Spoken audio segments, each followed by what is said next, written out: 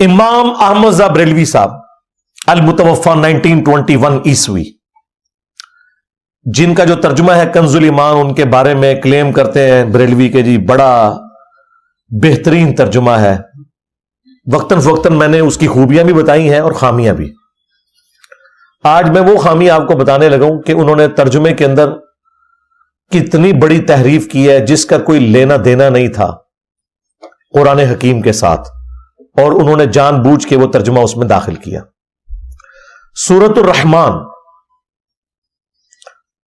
Start میں ہی الرحمن علم القرآن خلق الانسان علمہ البیان، بالکل واضح ہے۔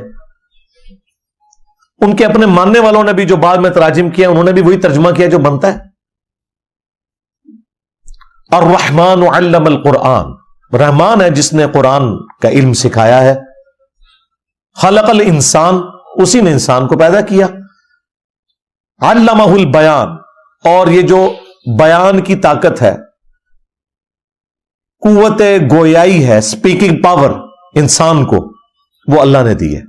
ظاہر دنیا میں جتنی ہلچل مچی ہوئی آپ کو نظر آ رہی ہے یہ اسی سپیکنگ پاور کی وجہ سے ہے، چاہے انبیاء کرام ہو یا ان کے مخالفین ہو، اپنے ساتھ جو لوگوں کو اٹیچ کرتے ہیں اس میں سب سے بڑی چیز جو ہے وہ سپیکنگ پاور ہوتی ہے۔ بالکل واضح تھا۔ اعلیٰ حضرت نے پتا کیا ترجمہ کیا؟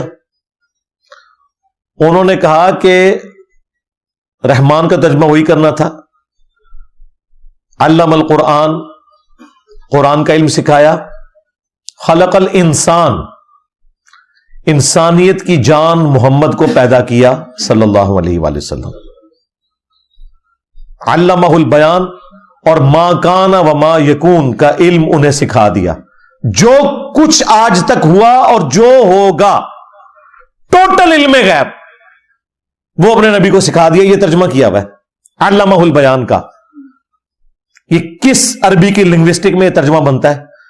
آج بھی 1.5 کروڑ کرسچنز ایسے ہیں جن کی بائی برتھ زبان عربی ہے، جائیں ان سے جا کے ترجمہ کروا لیں۔ مسلمانوں سے کروانے کی ضرورت نہیں، یہ 2 نمبری کریں گے۔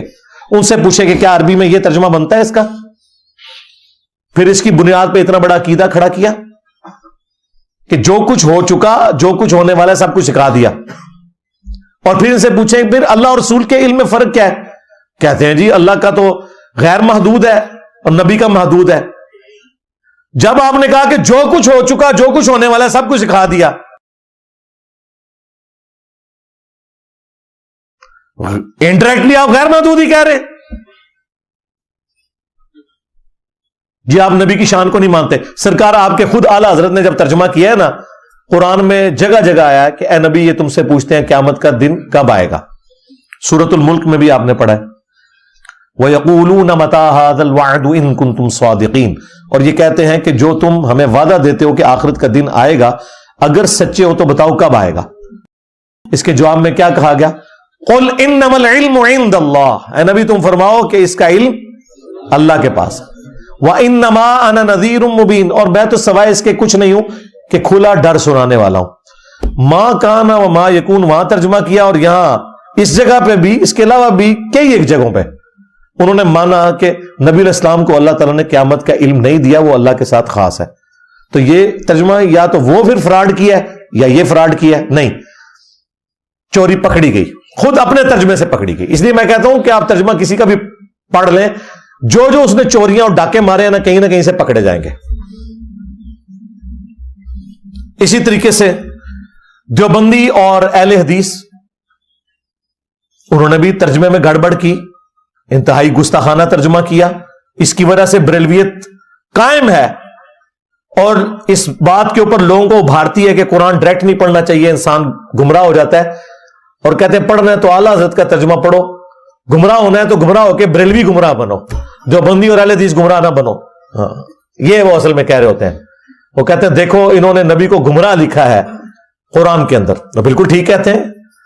یہ دیکھیں جو دیوبندیوں کے محمود الحسن دیوبندی صاحب ہیں، جن کو ہمارے استاد ڈاکٹر سرار صاحب بھی بڑا کوٹ کرتے تھے، انہوں نے سورہ الضحیٰ کی جو آیت ہے وَوَجَدَكَ ضَالًّا فَہَدَىٰ، اس کا ترجمہ پتہ کیا ہے؟ اور پایا تجھ کو بھٹکتا پھر راہ سجائی. نعوذ باللہ. نبی اسلام تو کبھی نہیں بھٹکے بھائی. جونا گڑی جس کا ترجمہ وہابی دیتے ہیں, دارالاسلام والوں نے بھی پرنٹ کیا, اور سعودی عرب سے جو مفت قرآن دیا جاتا ہے نا وہ موٹا سا ایک, اس میں جو ترجمہ ہے وہ جونا گڑی صاحب کا ہے, اور صلاح الدین یوسف اس کی تفسیر ہوئی ہے. اس نے پتا کس کا ترجمہ کیا, اور تجھے راہ بھولا پا کر ہدایت نہیں دی. کیا تجھے راہ بھولا پا کر ہدایت نہیں دی؟ اب یہ دونوں ترجمے قرآن میں فٹ ان نہیں بیٹھتے.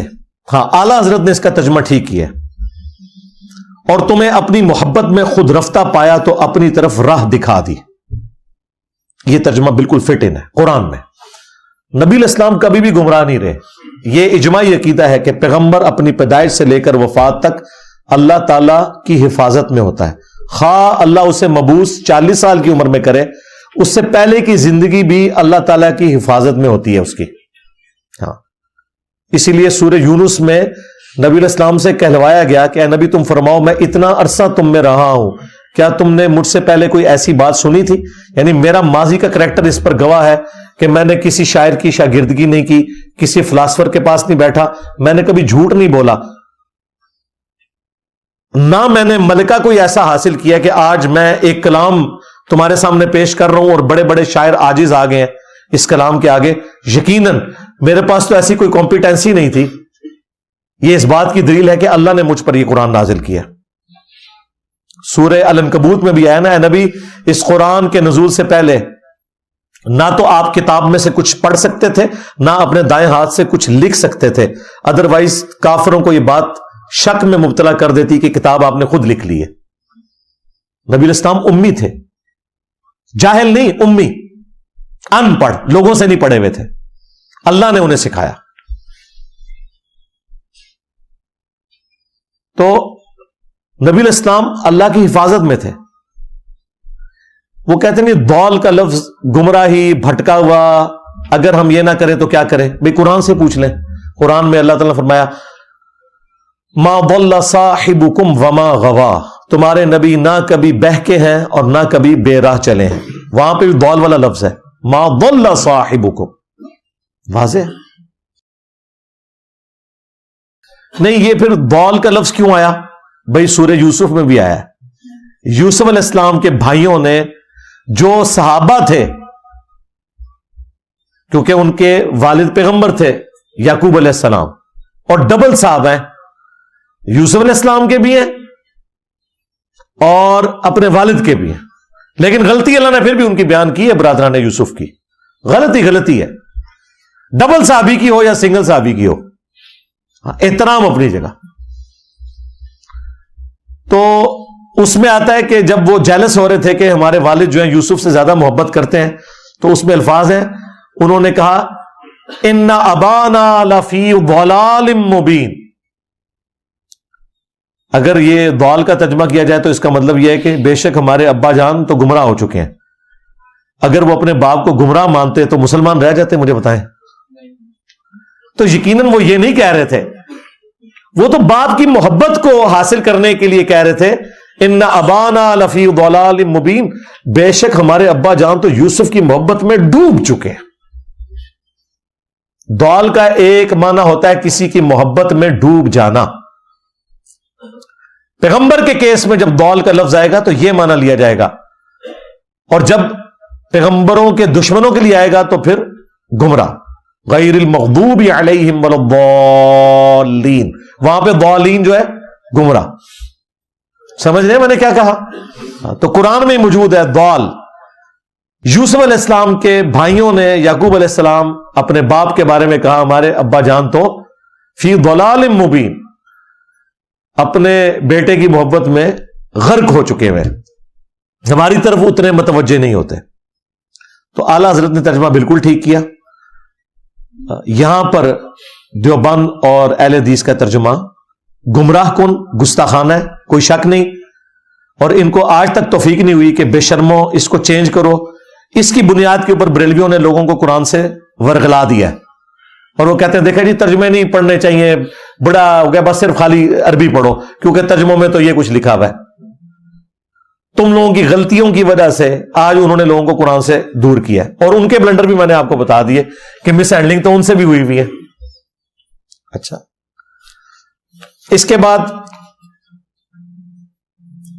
تیسرا ریفرنس اہل تشیع، سید فرمان علی شاہ صاحب، بڑا اچھا ترجمہ کیا قرآن کا، لیکن وہی بات ہے جب فرقہ آتا ہے تو کتنے بڑے بڑے یہ بلنڈر کر جاتے ہیں۔ جب وہ سورۃ الاحزاب کی آیت نمبر 33 آئی نا، انما یرید اللہ لیذھب عنکم الرجس اہل البیت ویطہرکم تطہیرا، اے نبی کے گھر والو، اللہ تعالیٰ تو چاہتا ہے تم سے ہر طرح کی ناپاکی کو دور کر کے خوب صاف ستھرا کر دے۔ تعویل خاص کے اعتبار سے قرآن کے کانٹیکسٹ میں یہ آیت مبارکہ امہات المومنین علیہم السلام اجمعین کے حق میں آئی تھی، لیکن اس میں مذکر کا صیغہ بھی استعمال ہوا اس آیت میں، اسپیسیفکلی مذکر کا بھی، اور وہ بھی جمع والا،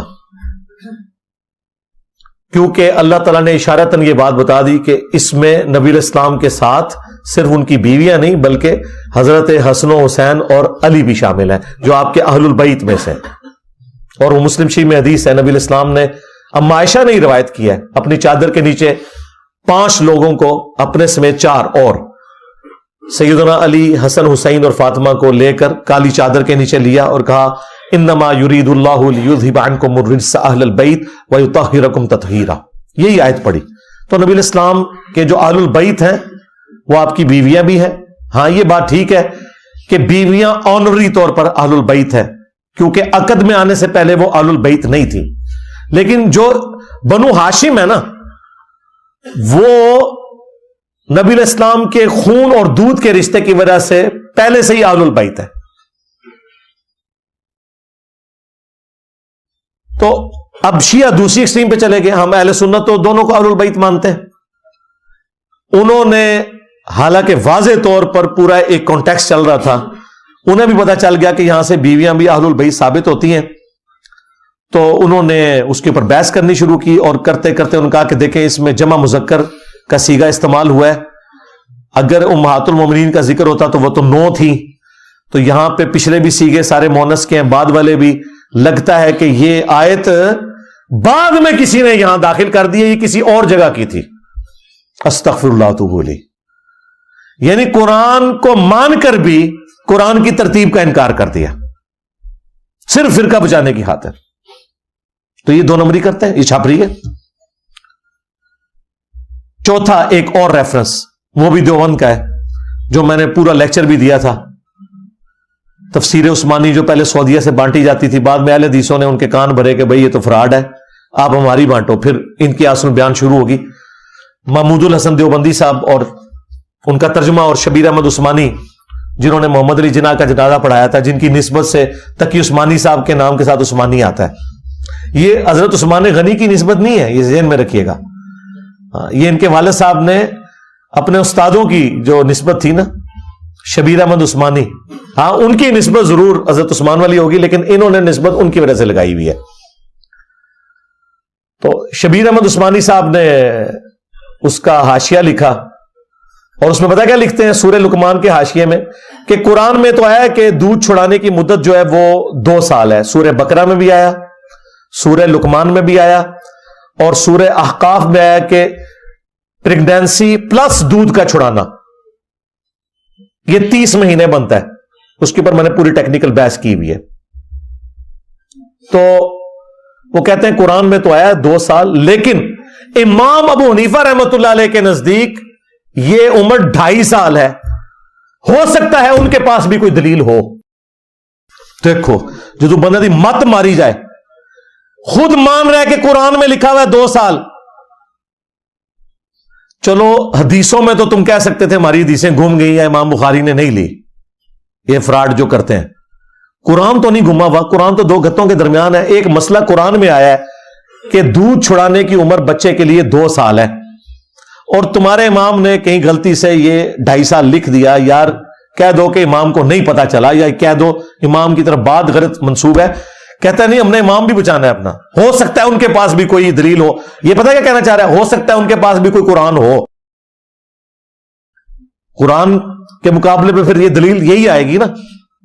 تو انڈائریکٹلی یہ تحریف کرتے ہیں. ان کی پرنٹنگ کے اوپر بھی پابندی ہونی چاہیے یا پھر یہ اپنی اصلاح کریں.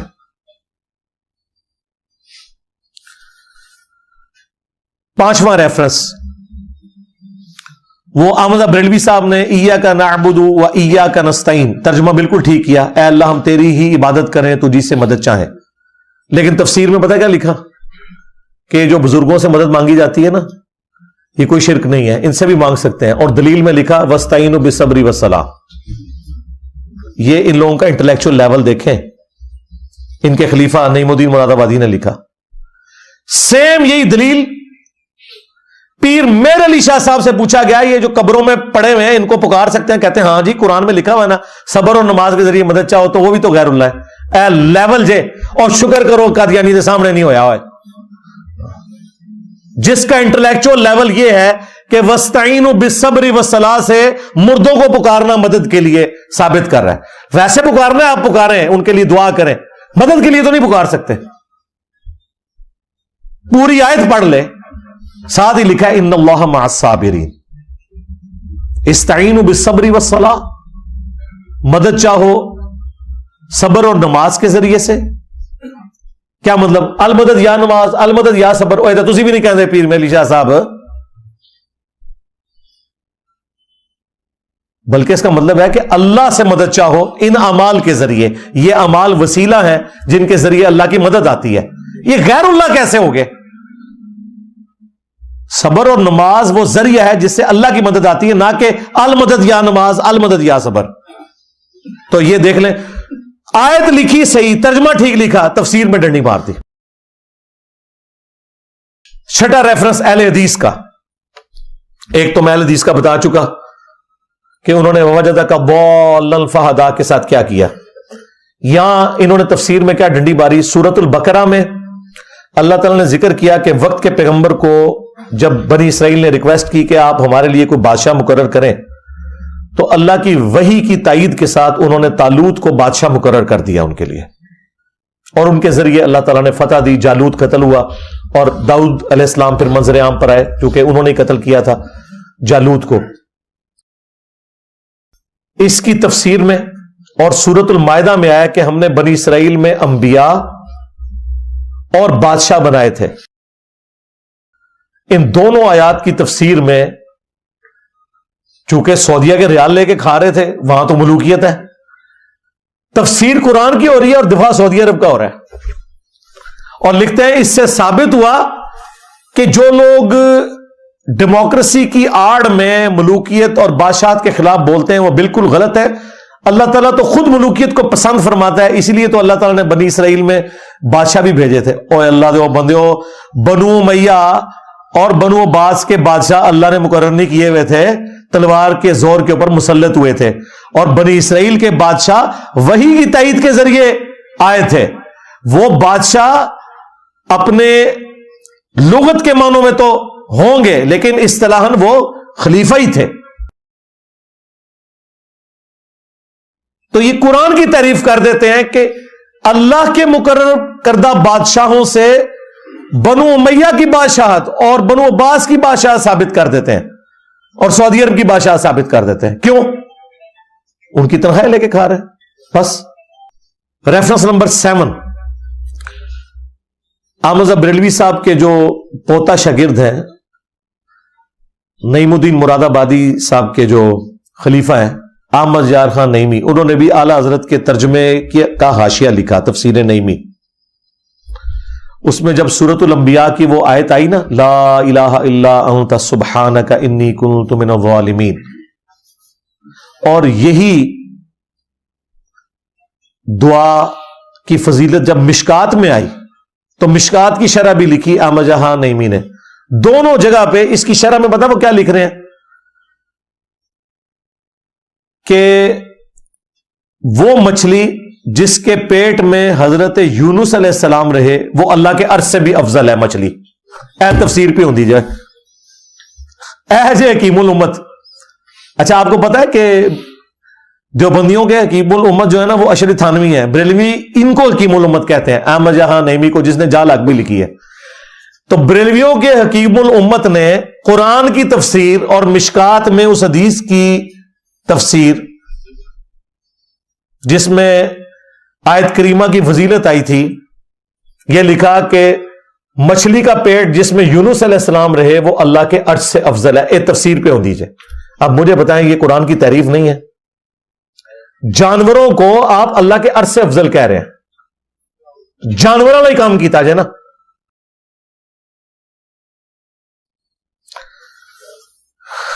آٹھواں ریفرنس احمد بریلوی صاحب نے،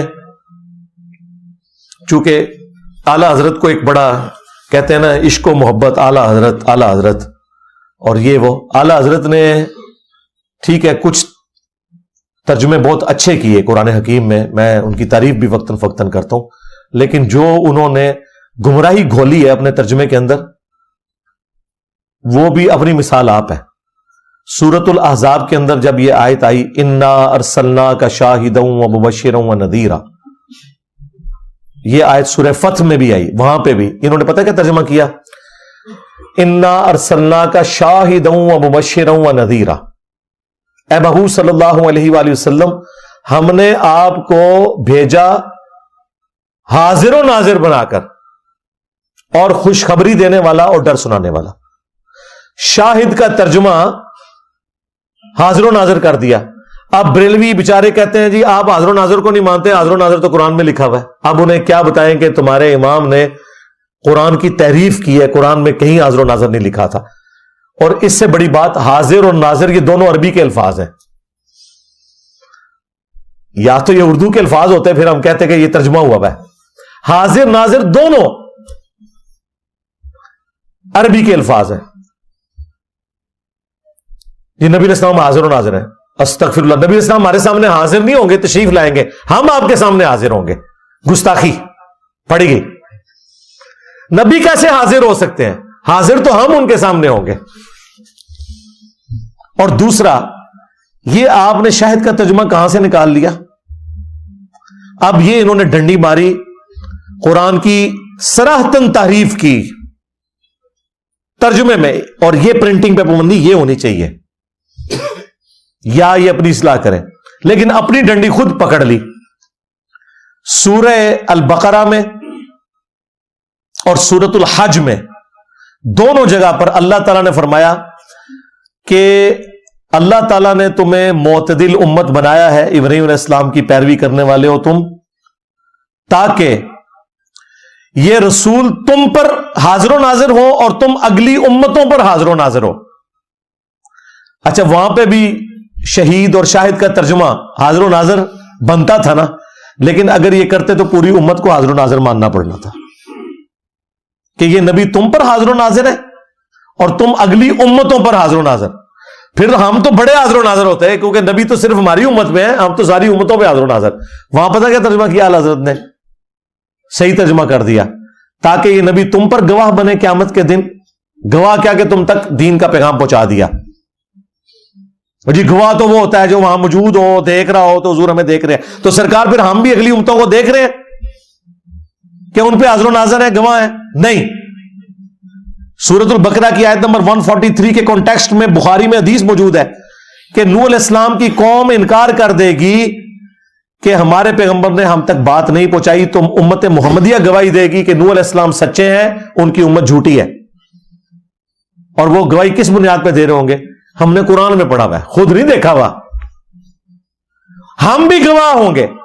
یہاں پہ اعلیٰ حضرت نے صحیح ترجمہ کیا تاکہ یہ نبی تم پر گواہ ہو اور تم اگلی امتوں پر. کیونکہ اگر یہ ترجمہ ہو شاہد کا یا شہید کا ترجمہ کرتے حاضر و ناظر تو پھر یہ ماننا پڑا تھا یہ نبی تم پر حاضر و ناظر ہو، تم اگلی امتوں پر حاضر و ناظر. تو اعلیٰ حضرت کی ڈنڈی پکڑ لی کس نے؟ خود اعلیٰ حضرت نے.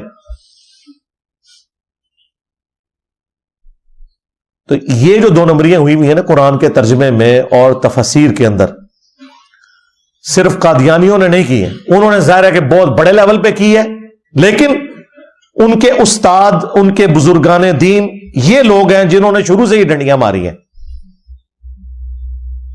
نہیں جی ان کو اجتہادی غلطی لگ گئی. اچھا غلطی لگ گئی تو ان کو کوئی سرٹیفکیٹ ملا ہوا ہے کہ ان کا قرآن پرنٹ ہوگا اور دوسروں کا نہیں ہوگا؟ پھر ٹھیک ہے ان کے اوپر بھی بندی لگاؤ. ہمارے نزدیک تو ایک غیر مسلم بھی قرآن کا ترجمہ کر سکتا ہے. قرآن کی زبان عربی زندہ زبان ہے, آج کو ڈنڈی نہیں مار سکتا. کسی کا بھی ترجمہ ہو, ترجمہ ٹھیک ہونا چاہیے. گوگل میں ڈالیں تو ترجمہ ٹھیک نکل آتا ہے. بعض اوقات کو بہت باریک چیزیں ہوں اس میں کوئی فرق اردو میں بھی لگ جاتا ہے. مثلا کیا اور کیا ایک جیسے لکھے جاتے ہیں, میں اور میں ایک جیسے لکھے جاتے ہیں. وہ جملہ بتا دیتا ہے کہ یہاں یہ میں لکھا ہوا ہے یا میں لکھا ہوا ہے. ادروائز کوئی مسئلہ نہیں. آج کے دور میں کوئی کہے کہ ٹرانسلیشن نو مور ایشو, بالکل کوئی ایشو نہیں ہے.